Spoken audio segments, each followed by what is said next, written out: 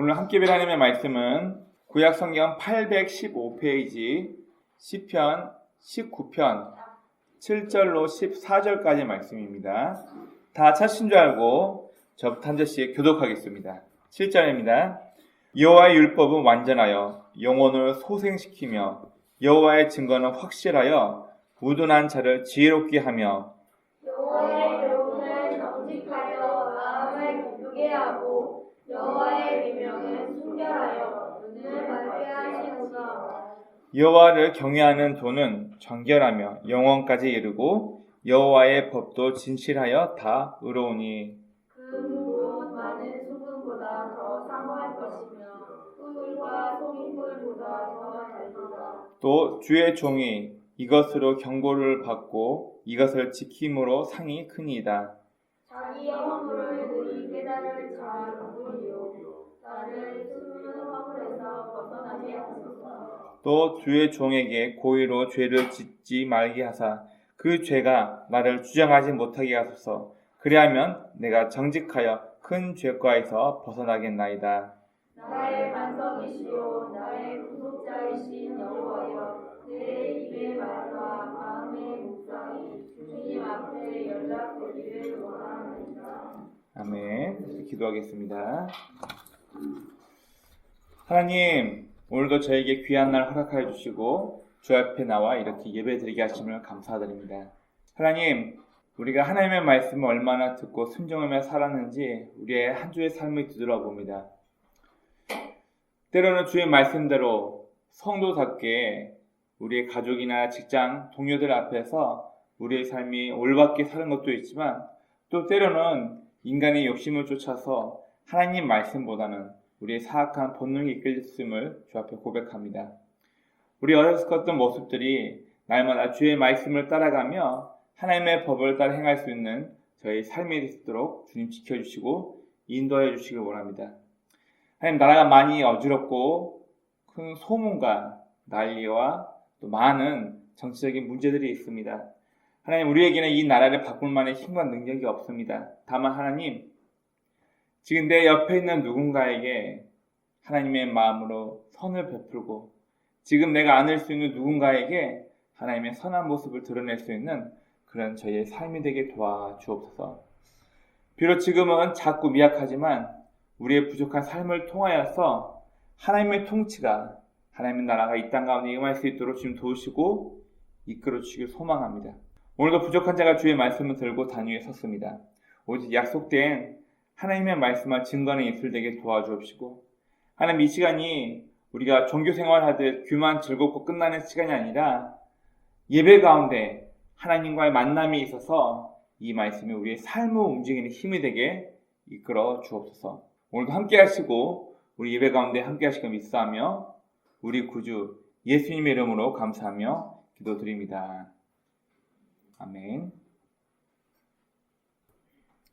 우리 속담 중에 3살 버릇 여든간다 그런 이야기가 있습니다. 다 아시겠지만 이 속담의 의미는 어렸을 때 고치지 못한 나쁜 습관 혹은 어렸을 때부터 잘 길들여놓은 좋은 습관은 나이가 많이 들어서도 그 습관이 변하지 않는다는 것을 이야기합니다. 즉 어렸을 때부터 좋은 습관을 몸에 달고 사는 사람은 나이가 들어서도 그 좋은 습관대로 삶을 살아갈 수 있고 어렸을 때부터 잘못된 못된 습관을 고치지 못하고 그걸 몸에 품고 살아온 사람은 나이가 여든이 돼서도 그 잘못된 습관을 버리지 못한다는 것을 우리에게 이야기해 주고 있습니다. 앞에 있는 저도 어린 두 자녀를 기르다 보니까 이 아이들을 어떻게 해야 올바르게 양육하며 기를 수 있을까에 대해서 굉장히 고민이 많습니다. 그리고 어떻게 하면 내가 부모이기 때문에 저 아이에게 정서적으로 또 좋은 습관을 심어줄 수 있을까 굉장히 고민이 많습니다.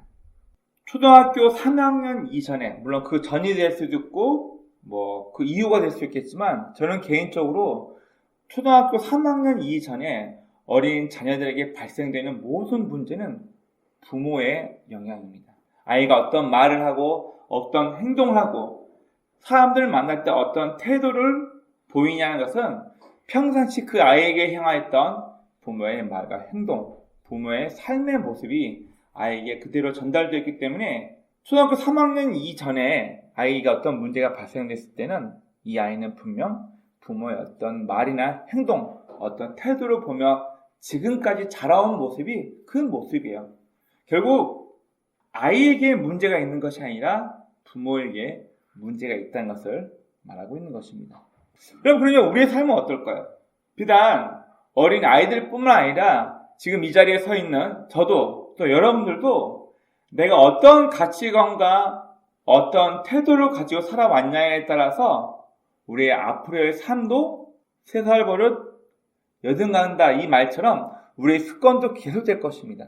중요한 건 인간의 모든 삶의 기준이 되고 근본이 되는 하나님의 말씀을 통해서 나의 잘못된 모습을 발견하지 못한다면, 하나님의 말씀을 통하여서 내가 앞으로 계속해서 간직하고 앞으로 나가야 할 좋은 모습을 내가 발견하지 못한다면 우리는 쉽게 내 주변에 어떤 영향을 주는 누군가에게 노출되어서 하나님 말씀대로 하나님 방법대로 살아가는 것이 아니라 나에게 흥미로운, 나에게 가장 가까이서 영향을 주는 누군가의 가치관과 태도를 통해서 나라는 사람이 잘못된 방향으로 만들어갈 수 있다는 것을 암시하는 것입니다. 오늘 우리가 봤던 이 본문 말씀에서는 이 성경의 저자, 보통 이 다윗이라고 얘기하는데 이 성경의 저자가 하나님의 말씀이 얼마나 귀중하고 소중한지를 깨닫고 나서 이 하나님의 말씀을 대하는 자신의 태도를 고백하는 개인적인 시편입니다. 먼저 오늘 말씀 7절부터 14절까지 말씀을 한번 보도록 하겠습니다. 먼저 7절부터 10절까지 말씀을 보면 이 시편의 저자는 하나님의 말씀을 따라가는 사람에게 얼마나 큰 유익이 있는가에 대해서 이야기를 하고 있습니다. 먼저 7절 말씀 보니까 여호와의 율법은 완전하여 영혼을 소생시키며 여호와의 증거는 확신하여 우둔한 자를 지혜롭게 하며 또 여호와의 교훈은 정직하여 마음을 기쁘게 하고 여호와의 계명은 순결하여 눈을 밝게 하시도다. 우리가 지난주까지 디모데전서, 디모데후서 말씀을 같이 함께 나누었습니다. 이제 자신의 생명이 곧 로마에서 형장의 이슬로 사라지게 될 것을 알게 된 바울은 자신의 후기자였다, 자신의 영적인 아들 디모데에게 말을 합니다. 디모데서 3장 16절부터 18절 말씀에 모든 하나님의 말씀은 우리를 교훈과 책망과 바르게 함으로 의로 교육하기에 유익하다라고 얘기하고 있습니다. 그 말은 하나님의 말씀은 막연히 나에게 이익만 주고 내 가려운 곳만 긁어줘서 나 기분 좋아지라고 있는 말씀이 아니라 때로는 우리를 책망하고 우리의 잘못된 모습을 지적하고 의로 교육하고 권면하고 경계하며 때로는 우리에게 격려와 위로와 희망을 준다라고 얘기를 하고 있습니다. 중요한 건 오늘 하나님의 말씀을 경험한 이 저자는 하나님의 말씀은 자신의 영혼을 소생시키시며 완전하며 지혜롭게 할 만큼 너무나 소중하다는 것을 오늘 말씀의 저자는 경험한 것입니다. 여러분, 어떤 일에 있어서 경험자보다 중요한 건 없어요. 책을 통해서 이렇다더라, 누군가가 이야기를 해서 그렇다더라, 이것보다 더 중요한 것은 본인이 그 상황에 맞춰서 본인이 그 업무에 대해서 경험하고 깨달은 사람만큼 더 중요한 것은 없다는 얘기예요. 우리 사회에도 어떤 직업 중에서 어떤 물건이나 사물, 무형문화재 혹은 명장이라는 제도가 있습니다. 수많은 노하우가 어떤 기계를 고쳐가면서 어떤 음악을 연주하면서 어떤 무엇인가를 접하면서 남들보다 더 많이 시행착오를 거치면서 실패하고 또 해보고 또 실패하고 또 해보고 이러면서 어느 수준에 이른 사람, 경험을 통해서 자기의 몸으로 체득한 사람의 노하우는 가히 말로 비교할 수가 없을 만큼 귀중합니다. 바로 오늘 이 성경 저자는 하나님의 말씀이 얼마나 귀하고 소중한지를 본인의 삶을 통해서 경험했기 때문에 오늘 이 7절부터 10절 말씀에서는 하나님의 말씀을 따르는 것이 얼마나 자신에게 또 수많은 성도들에게 귀한 유익이 되는지를 고백하고 있는 것입니다. 다음 11절부터 13절 말씀입니다. 중반절 11부터 13절까지 말씀에서는 이 하나님의 말씀은 죄를 벗어나게 한대요. 죄를 벗어나게 하는 것이 하나님의 말씀이다. 이렇게 얘기하고 있습니다. 우리 11절부터 볼까요? 또 주의 종이 이것으로 하나님의 말씀으로 경고를 받고 이것을 지킴으로 상이 크니이다. 자기 허물을 능히 깨달을 자 누구리요? 나를 숨은 허물에서 벗어나게 하소서. 또 주의 종에게 고의로 죄를 짓지 말게 하사 그 죄가 나를 주장하지 못하게 하소서. 바로 하나님의 말씀이 우리 마음판 깊이 담겨져 있으면 우리로 하여금 죄를 범하지 않게끔 우리를 인도한다는 이야기를 합니다. 여러분, 제가 종종 여러분들이 그런 얘기를 많이 합니다. 이 컵에 흙탕물을 담아가지고 흔들다가 흔들리지 않는 곳에 잘 놔두고 2, 3일 놔두게 되면은 흙은 다 밑으로 가라앉고 위에는 맑은 물만 남아있어요. 흔들림이 들어가지 않으니까, 떨림이 들어가지 않고 중력 때문에 무거운 흙 알갱이가 가라앉으니까 윗만 보면은 깨끗한 물이 있고 아래에만 흙이 모여있는 것처럼 보입니다. 그러나 진동을 하면 이 물을 툭툭 치면서 흔들어 버리면 다시 한번 이 컵에 있는 물은 뿌연 흙탕물이 되어버립니다. 바로 사람도 이와 같다는 거예요. 앞에 서 있는 저나 지금 이 자리에 와 있는 여러분들도 지금 보기에는 굉장히 착하고 선량한 것처럼 보이지만 우리의 타락한 본성을 흔드는 무언가로 자극을 주면 명예 때문에 타락합니다. 돈 때문에 흔들립니다. 이성 때문에 우리는 흔들립니다. 남 앞에 잘 보이고 싶어서 누군가를 지배하고 싶어서 우리는 우리의 외부의 자극에 쉽게 노출되게 되면 우리는 타락한 인간의 본성이 나올 수밖에 없는 거예요.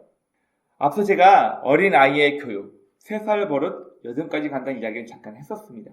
아이들이 잘못된 육체의 본성을 고치게끔 그 나이에 맞게 훈계와 훈육이 들어가지 않으면 아이들은 잘못된 방향으로 크게 돼요. 제가 제 아이들을 사랑하게 된다면은 저 아이들이 잘못된 말이나 행동을 했을 때 그걸 반드시 고쳐줘야 합니다. 내버려 둬서는 안 된다는 거죠. 그리고 마찬가지인 것 같아요. 우리가 어떤 잘못을 범하고 있는지, 내가 어떤 사악한 본성에 이끌려서 살아가고 있는지 하나님의 말씀을 통하여서 내 자신을 비춰보지 못하면 우리는 변명을 합니다. 핑계를 냅니다. 에이, 남들도 다 그렇게 사는데 뭐. 저 사람도 저렇게 하는데 뭐. 에이, 우리 엄마 아빠도 그렇게 살아왔는데 뭐.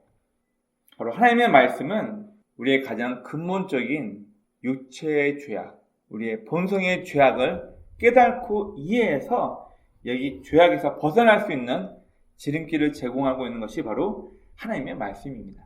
갈라디아서 말씀을 보면 이 갈라디아서는 율법을 지켜야만 구원을 받는다. 아니다. 우리는 은혜로 구원받는 것이지 내가 무엇인가 했기 때문에 구원받는 것은 아니다. 이런 여러 가지 이야기를 합니다. 여러분, 중요한 건 로마에서 나와 있지만 율법의 역할, 기준이 되는 하나님의 말씀의 역할은 뭐냐면은 바로 무엇이 죄고 무엇이 잘못됐는가를 기준점이 된다는 거예요. 이 기준이 없게 되면은 내가 육체의 본성을 따라 남들이 다 하는 대로 내 삶을 따라왔는데 뭐가 잘못됐는데 내가 무슨 죄를 졌다고 그러는데 기준점이 없으니까 인식을 못하는 거예요. 그래서 율법의 역할은 자기의 죄를 인식하고 내가 하나님 앞에서 깨끗한 의인이 아니라 나는 어쩔 수 없는 타락한 본성을 지니고 있는 인간이라는 것을, 나는 안 되는구나, 오호라 나는 공고한 자라, 바울의 고백처럼 내 자신이 얼마나 타락한 본성이 있는가를 깨닫게 하는 게 율법, 하나님 말씀의 역할이라는 거예요. 바로 이 하나님 말씀을 통하여서 타락하고 잘못된 내 인간의 마음, 육체의 본성이 무엇인가 깨닫게 되고 그 다음에 우리에게는 선택지가 있는 거예요. 내가 하나님의 말씀을 쫓아서 경고를 받고 내가 잘못됐다는 걸 알고 책망을 받고 올바른 쪽으로 갈 것인가? 아니면 나는 하나님의 말씀을 무시하고 내 욕심대로 남들도 그렇게 살고 있는데 뭐, 저 사람도 그렇게 해서 부자가 됐는데 뭐, 내 직장 동료나 선배들, 심지어 우리 부모도 그랬는데 뭐, 잘못된 길로 가든지. 제 양육하에 있는 제 아이들은 훗날 제 얼굴이 될 것입니다. 왜냐하면 저 아이들이 올바른 모습으로 부모인 저희가 잘 양육하면 누군가에게 칭찬받고 사랑받는 아이로 클 것이고, 부모인 제가 어린 제 아이들을 징계하고 책망하면서 잘못된 습관과 못된 버릇을 고쳐주지 못한다면 저희 아이들은 자라나서 누군가에게 손가락질 받고 사랑받지 못하는 아이가 될 겁니다. 바로 오늘 본문에서는 이 하나님의 말씀은 우리가 죄를 벗어나게 하는 기준이 된다고 이야기하고 있고, 마지막 14절입니다. 이제 이 14절에서는 하나님의 말씀, 하나님의 율법을 따르는 자의 고백이 등장합니다. 다 같이 14절 말씀 한번 읽어보겠습니다. 시작. 나의 반석이시여 나의 구속자이신 여호와여, 내 입의 말과 마음의 묵상이 주님 앞에 연락되기를 원하나이다. 여러분, 방금 읽었던 이 말씀을 쭉 보면 혹시 뭐가 생각나지 않나요? 내 말과 행동과 마음의 묵상이 하나님 앞에 올라가서 봉헌되기 원한다. 연락되기 원한다. 하나님 앞에 인정되고 받아들여지기 원한다. 이렇게 고백을 합니다. 저는 이 본문 말씀, 마지막 14절 말씀을 읽으면서 누가 생각나냐면 가인과 아벨의 제사가 항상 떠올라요. 우리 창세기 4장 보면 인류의 첫사람 아담과 하와의 아들이었던 가인과 둘째 아들이었던 아벨이 하나님 앞에 예배를 드립니다. 제사를 드려요. 가인은 1년 내내 자신이 열심히 농사 지은 것으로 하나님 앞에 예배를 드렸고, 동생인 아벨은 양의 첫 새끼, 양을 가지고 하나님 앞에 예배를 드립니다. 그런데 성경 한번 잘 보십시오. 많은 학자들이 과거에 이런 실수를 했습니다. 예물이 잘못됐다. 어린 양의 피가 예수를 상징하기 때문에 예수의 희생을 드려야지 왜 사람의 노력을 이렇게 얘기를 했어요. 재물의 문제만을 얘기하고 있지 않습니다. 우리는 자꾸 조직신학적으로 성경에서 예수의 피만 찾으려고 하다 보니까 그 이면에 숨어 있는 중요한 부분을 많이 놓치고 했던 것 같은데, 성경 말씀 그리고 히브리서 말씀을 잘 읽어보면 성경은 명확하게 뭐라고 얘기하고 있냐면 가인과 그의 예배를 하나님이 받지 않으시고 아벨과 그의 예물을 하나님이 받으셨다고 성경이 얘기하고 있습니다. 그리고 창세기 4장에 가인이 화가 나요. 이씨, 하나님 너무한 거 아니야? 동생 것만 받고 내 건 안 받아? 어우, 내 체면이 말이 아니냐? 이씨, 성질 나 했어요. 그때 하나님께서 나타나셔서 가인에게 뭐라 얘기하냐면, 네가 선을 행하는데 어찌 그러고 있냐? 네가 선을 행하지 않고 있다. 죄가 지금 문 앞에서 너를 얽어매려고 죄가 기다리고 있는데 너는 죄를 선택하지 말고 선한 것을 선택하라고 하나님께서 직접 말씀을 하세요. 뭐에 문제가 있었다는 거예요? 평상시 가인의 삶의 모습에 문제가 있었다는 것을 성경이 얘기해주고 있는 거예요. 왜 아벨이 드리는 제사는 하나님께서 연락 받아주시고 왜 형 가인이 드리는 제사는 하나님이 안 받아주셨어요? 가인의 말과 마음의 태도와 묵상이 이미 잘못되었기 때문에 그를 안 받았다는 거예요, 성경에서는. 우리가 오늘 본문 읽었던 이 본문 14절 말씀에서 고백을 합니다. 어떤 고백을 하냐고요? 나의 반석, 나의 구원이신 여호와여, 내 입의 말과 마음의 묵상이 주님 앞에 연락되기를 원합니다. 무슨 말이에요? 여러분, 사람은 말로, 겉모습으로 사람을 숨길 수 있습니다. 겉으로는 책하책하면서 뒤로서 남을 뒤통수 치는 사기꾼, 얼마든지 남을 숨길 수 있습니다. 그러나 사람의 마음을 살펴보시는 하나님께서는 불가능하죠. 다 아십니다. 오늘 보면 마지막 14절에서 이 시편 저자의 고백은 그거예요. 나의 주인이시고 구원자이신 여호와 하나님께서 내 말과 내 마음의 묵상이 하나님께서 받아들일 만한 것이 되기 원합니다. 내 삶이 하나님 보시기에 올바른 삶이 되기 원한다고. 내 삶 자체가 하나님께서 연락하실 수 있는 예배자의 삶이 되기 원한다고 고백하는 거예요. 로마서 12장 1, 2절에 똑같은 말씀이 있습니다. 너희는 이 세대를 본받지 말고 마음을 새롭게 하고 거룩게 함으로 하나님께서 기뻐하시고 온전하신 산 제사, 리빙 세크리파이, 살아있는 네 몸으로 살아있는 예배를 드리라고 얘기를 하고 있어요. 그러면 하나님께서 의중에 뜨중에 우리가 종교 행사로 아무렇게나 드리는 예배를 받으신다는 거예요? 선별해서 받으신다는 거예요? 선별한다는 거예요. 오늘 본문에서도 하나님께서 받으신 예배가, 하나님께서 받으시는 삶이 무엇인지를 알고 있었던 저자는 내가 죄악을 멀리하고 하나님의 말씀을 가까이 함을 통해서 하나님, 14절에 내 입의 말과 마음의 묵상이 하나님 앞에 연락되기 원한다라고 고백을 하는 것입니다. 앞에는 저는 20살 때부터 수많은 사람들 앞에서 찬양 인도를 해왔습니다. 청소년 집회에서도 또 기도원에서도 몇백 명씩 모이는 사람들 앞에서 기타를 치고 혹은 마이크 하나를 잡고 많은 청소년들 앞에서 찬양 인도를 했던 사람입니다. 그런데 제가 수많은 청소년들 또 수많은 교회 집사님들, 권사님들, 장로님들 모시고 찬양 인도하면서 제가 20살 초반 무렵에 딜레마에 빠졌어요. 무슨 딜레마에 빠졌냐면은 나의 마음의 태도와 내 삶의 모습을 보면서 주님 사랑해요. 여러 가지 가사를 하나님을 찬양하는 가사의 노래를 하면서 무슨 마음이 들었냐면 과연 나는 내가 드리는 이 찬양이 하나님께서 받으실 정도로 가치가 있나? 앞에서 멋지게 기타 연주하면서 찬양을 합니다. 그런데 가사나 이런 좋은 가사로 하나님 사랑합니다, 찬양합니다, 주밖에 없어 이런 고백을 하는데 내 마음의 태도와 내 삶의 모습을 지켜보면서 과연 내가 드리는 입술의 고백을 하나님께서 과연 받아주실까? 이런 고민을 하게 되면서 제가 그 이후로 무게가 있는 찬양을 해야겠다. 그냥 막 깔아지는 그런 의미가 있는 게 아니고요. 내 찬양 하나가 고백이 담겨야겠다. 여러분 그렇지 않나요? 우리가 하는 찬양, 우리가 하는 기도가 신실한 내 마음과 내 중심이 담겨져 있지 않다면 이게 과연 하나님께로 올라가 연락될까? 그런 생각을 하게 된 것입니다. 수많은 노래를 합니다.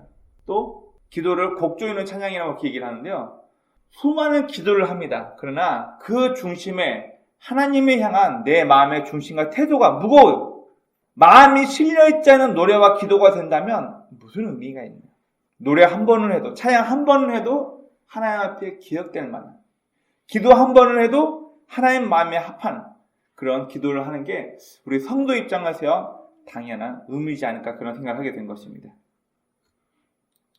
삶의 만족도가 가장 높은 직장인, 직군이 뭘까요? 삶의 만족도가 가장 높은 직업, 의사, 변호사, 판사, 사자돌림일까요? 이게 뭘까요? 지금은 좀 달라질 수 있어요. 이게 1999년도에 실제로 미국에서 조사한 이제 직업별 만족도를 조사한 건데, 뭐 수많은 직업군이 있었겠죠. 근데 1위가 뭔지 아십니까? 말기암 환자를 돌보는 병원, 호스피스 간호사들이 삶의 만족도가 가장 높다라고 통계에 나왔어요. 왜요? 그럼 이분들은 병 때문에 시한부, 이제 살 날이 얼마 남지 않았다는 것을 이미 판정을 받고 병원에서 잠깐 머물다가 곧 죽을 사람들이에요. 그 사람들을 간호하고 옆에서 돕는 이 호스피스 간호사들이 삶의 만족도가 제일 높다는 거예요. 왜요? 돈 많고 권력 있는 사람들이 아니에요? 이상하네. 우리나라 하는 것만 봐도, 해외 정치인들이 하는 것만 봐도 다 힘있고 권력 있는 사람이 되려고 난리를 치는데 왜 삶의 만족도는 날마다 사람 죽는 모습을 지켜보는 이 말기암 환자를 돌보는 호스피스 이분들일까요? 날마다 누군가의 죽음을 지켜봐요. 어제 아침에 호호호시시가 이렇게 농담하면서 이야기했던 누군가와 하루가 지나고 다음날 보니까 갑자기 그 사람의 삶이 끊어져서 죽었어요. 시체로 끌려 나가고 또 다른 누군가가 들어와서 죽을 날을 대기하며 있는 모습. 어떻게 보면 절망적이죠. 나와 친근하게 대화를 하면서 딸이 몇 살이니 이렇게 하면서 얘기하고 지냈던 그 누군가가 시한이 되어서 병으로 죽어나갑니다. 이 모습을 매일, 아니 몇 년 동안 지켜보면서 이분들은 삶의 가치가 무엇인지 명확해진 거예요. 돈이 중요한 거나 명예가 중요한 거나 내가 하고 싶은 뭔가 이것보다 더 중요한 게 무엇인가? 사람이 지금 죽어나가냐 살아가냐, 이게 가장 귀중한, 삶과 죽음 사이에서 이분들은 무엇이 가장 소중하고 중요한지를 계속 봐오면서 삶의 가치가 확립이 된 거예요. 돈 때문에, 명예 때문에 흔들리지 않고, 어쨌든 나도 언젠가 죽게 되는데, 죽어 없어질 내 삶에 있어서 뭐가 제일 소중한가? 지금 당장 내가 누리며 함께 할 수 있는 친구와 가족들, 지금 당장 내가 누릴 수 있는 이 밥 한 공기와 내가 잠잘 수 있는 집이 있다는 거, 이 하나에 만족하며 산다는 거예요. 여러분, 제가 지난주에도 말씀드렸지만 우리는 누구나 우리의 삶을 허비하고 있습니다. 어쨌든 끝이 있기 때문에 요즘은 100세 시대라고 하는데 유병장수 시대라고 얘기를 해요. 병 걸려서 걸걸걸 하면서 의학이 발달해가지고 그 사람 죽지 못하게 탁 끌어가지고 기술로 끌어갈 수 있다는 얘기예요. 유병장수 시대.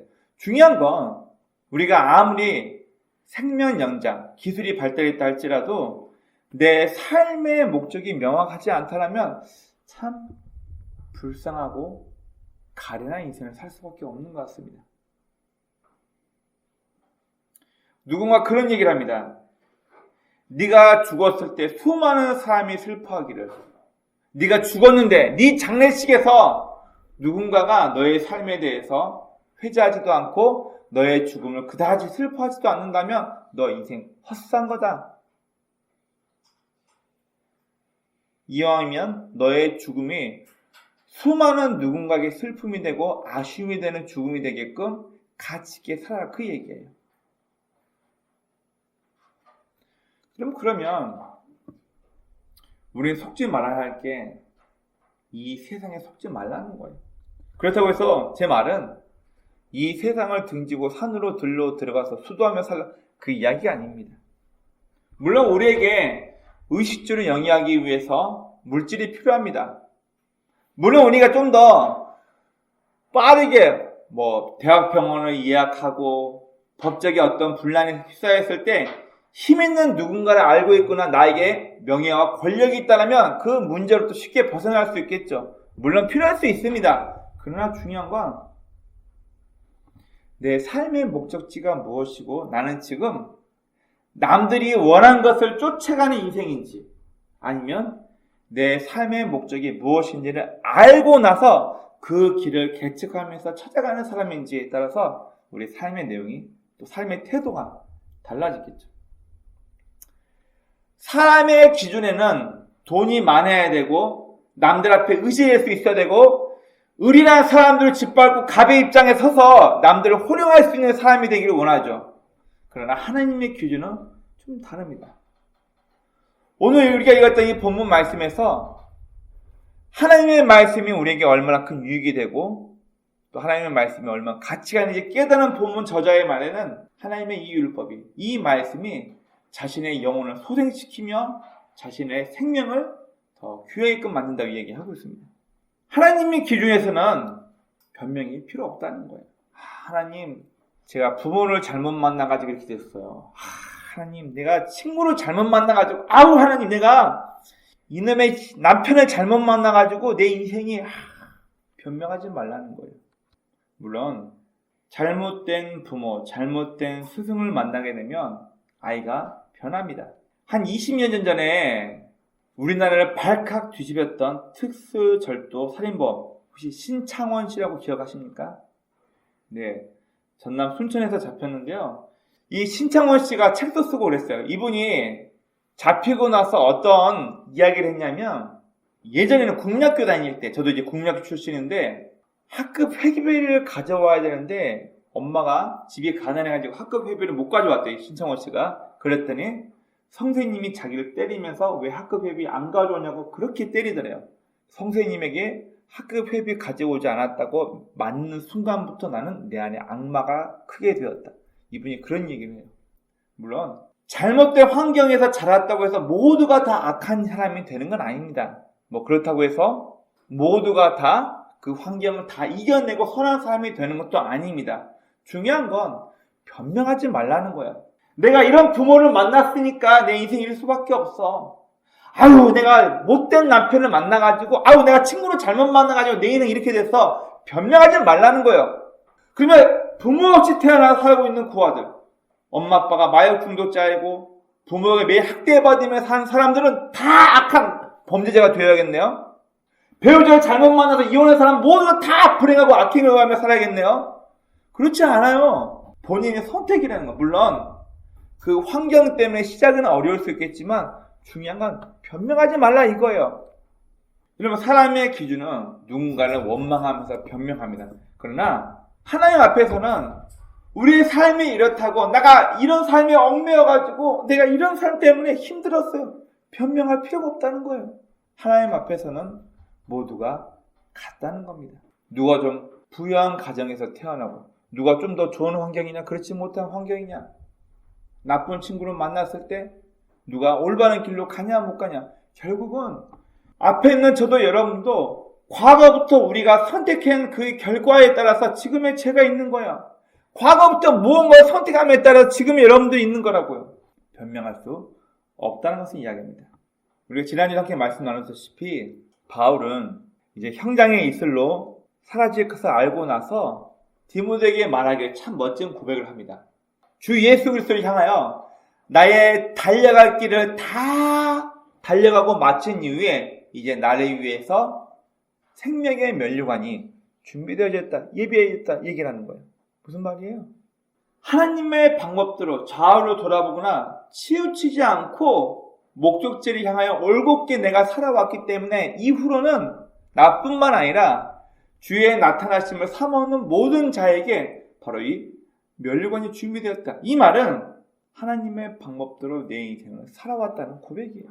세상의 방법이나 욕심에 치우쳐서 흔들리지 않고 올곧게 하나님의 방법대로 살아왔다는 한 인생의, 한 인간의 고백이 담긴 얘기예요. 바로 모든 경기의 룰은 지켜질 때만, 경기의 룰을 어겨가면서 경기에 이겼어요. 그거 되는 거예요? 안 되잖아요. 모든 경기가 규칙과 방법이 있는 것처럼 바로 이 하나님의 말씀, 하나님의 룰을 지키며 사는 사람들에게 하나님의 보상이 있다는 것을 이야기를 합니다.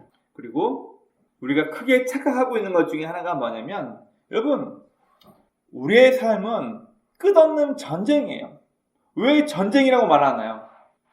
우리가 매 순간 타락한 우리의 본성이 하나님의 말씀을 선택하여서 하나님의 방법대로 살아갈 수도 있고, 우리의 타락한 본성이 하나님의 말씀을 제쳐버리고 인간적인 욕심과 순간 혹해서 사람들의 인기와 사람들의 명예 때문에 하나님의 것을 제쳐버리고 사람의 것을 선택할 수 있어요.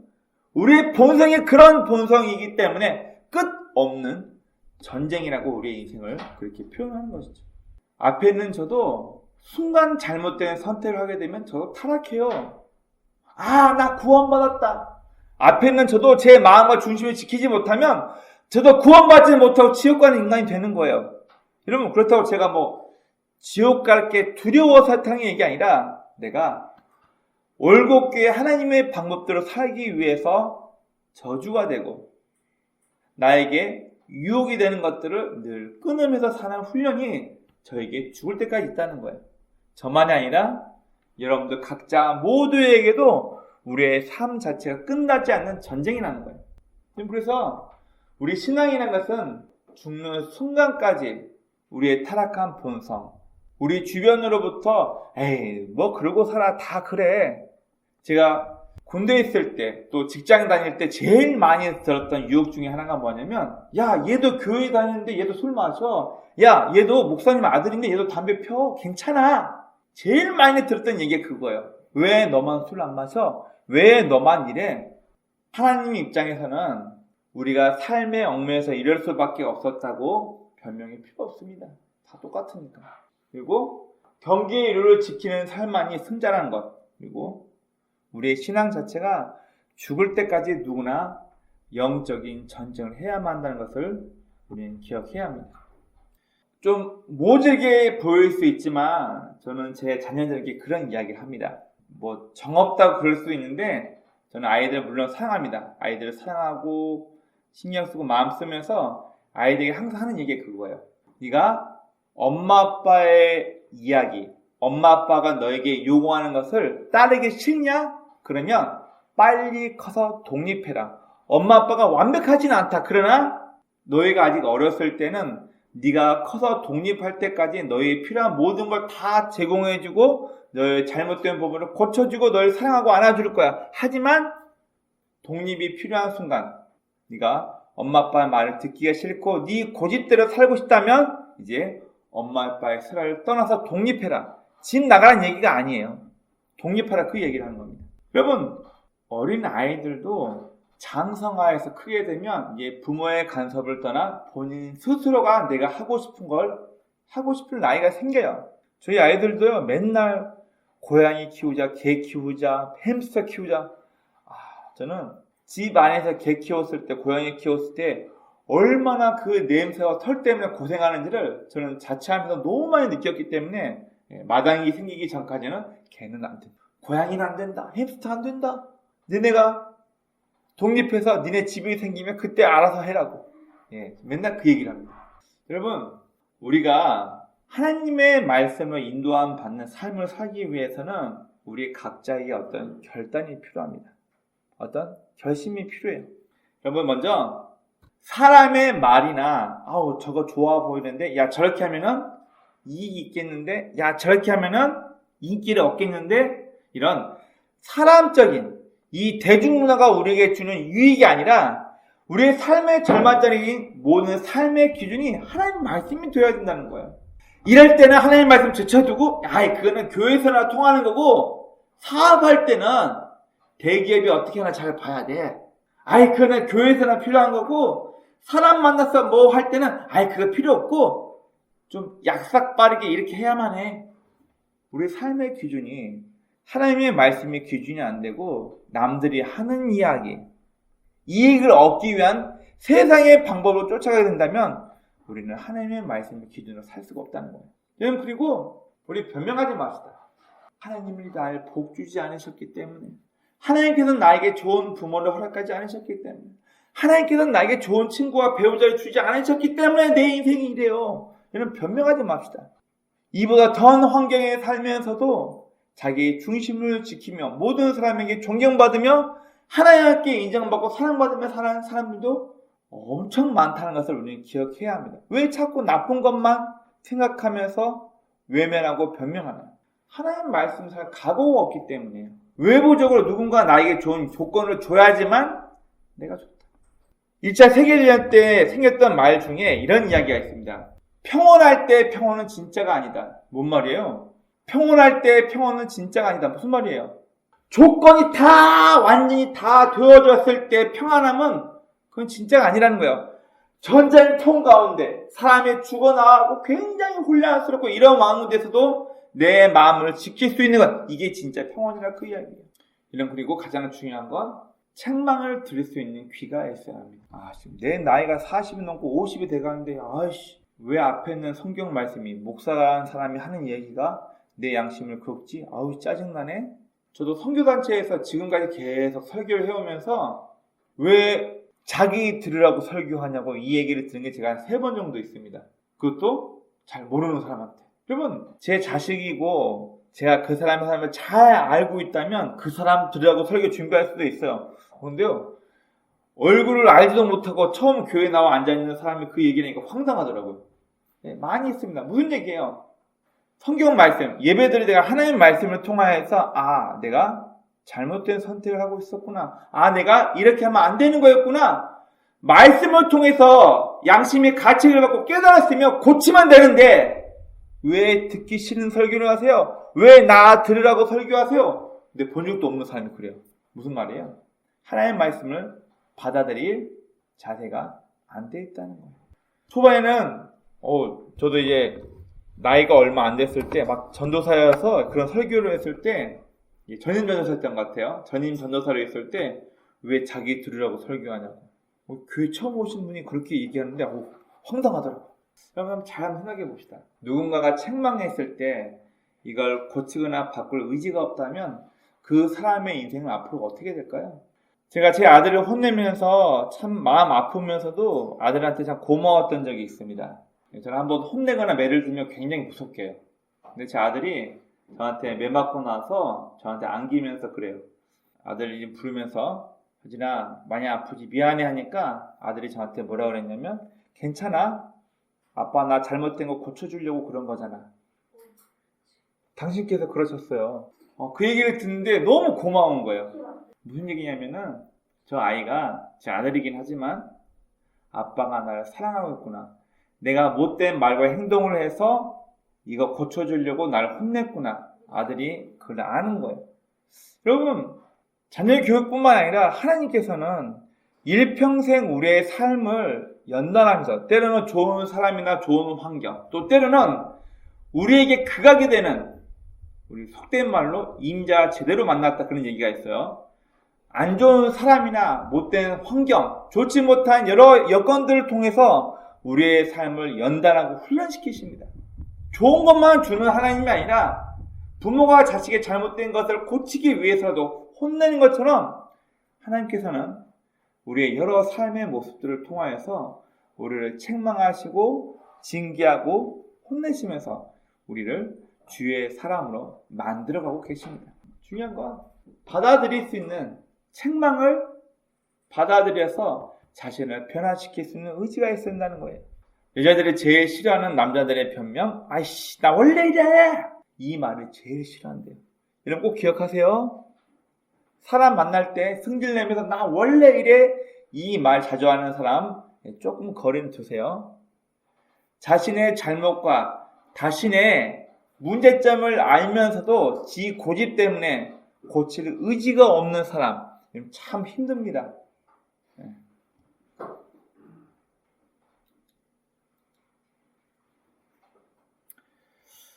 여러분 우리에게는 몇 번의 기회가 있습니다. 기회. 그리스 로마 신화에 보면은 이 기회 혹은 시간이라는 신이 있어요. 이 로마에 가면은 이 시간이라는 신 그리고 기회라는 신의 이 모습이 부조로 벽면 부조로 나와 있는데 한번 상상해 보세요. 앞머리는 이렇게 목까지 내려올 만큼 머리카락이 이렇게 돼 있고 반대로 머리 뒤통수는 민머리예요. 그리고 근육질 남자의 신발에 날개가 달려 있고 사람들이 향하여서 이렇게 등을 보이고 가버려요. 그 밑에 무슨 말이 나왔냐면 이 신은 처음 알아봤을 때 누구나 덥석 쉽게 잡게끔 앞머리가 무성해요. 그런데 이 기회가 등을 돌리고 가버릴 때는 뒤가 민머리였죠. 대머리. 이미 지나간 이후에는 잡을 수 없게끔 민머리고 신의 날개를 달고 획 가버린다. 이 신은 기회. 내 잘못된 태도나 모습이 발견되었을 때 기회를 포착했을 때 나를 고치지 않는다면 우리는 항상 후회하는 인생을 살게 될 것입니다. 우리가 아까 함께 읽었던 교동문은 이 이사야서 55장에 보면 악인은 그의 생각을 버리고 여호와를 만날 만할 때 여호와를 만나러 오라고 얘기하고 있습니다. 제가 다시 한번 읽어볼까요? 이사야서 55장입니다. 너희는 여호와를 만날 만할 때 찾으라. 가까이 계실 때 그를 부르라. 악인은 그 길을 불의한 자는 그 생각을 버리고 여호와께 돌아오라. 여러분 우리가 지금 결단하지 않으면 우리는 늘 후회하면서 우리의 삶을 허비하고 주 앞에 설 때 아우 나 그럴 수밖에 없었다니까 내 환경이 그랬잖아요. 하나님 앞에 변명만 하게 될 것입니다. 주님 만날 때 변명만 할 건지 아니면 주님 만날 때 비록 내 시작은 이거밖에 안 되는 부족한 사람이었지만 이만큼 내가 성숙했습니다라고 고백할 수 있는 그런 복된 삶이 되길 바랍니다. 여러분 가치를 아는 사람에게는 귀한 보물이고 가치를 모르는 사람에게는 그냥 있으나 마나. 여러분 예수님께서 그런 비유를 하세요. 돼지에게 귀한 보물을 던지지 말라. 가치를 모르니까 돼지 꿀꿀 하다가 금은보화를 짓밟고 끝나버리겠죠. 귀한 가치를 알려줘도 그것을 잡을 줄 모르는 사람. 이런 원학기는 저 여러분은 오늘 이 성경 말씀의 저자의 고백처럼 하나님의 말씀이 얼마나 귀하고 소중한지를 깨달아서 나의 잘못된 모습을 비춰 나를 바꾸고 하나님의 말씀으로 살아갈 수 있는 내 삶의 가장 귀하고 소중한 보물이라고 인식하며 이 말씀을 대하며 살 수 있는 복된 저와 여러분의 삶이 되길 주의 이름으로 축원합니다. 아멘.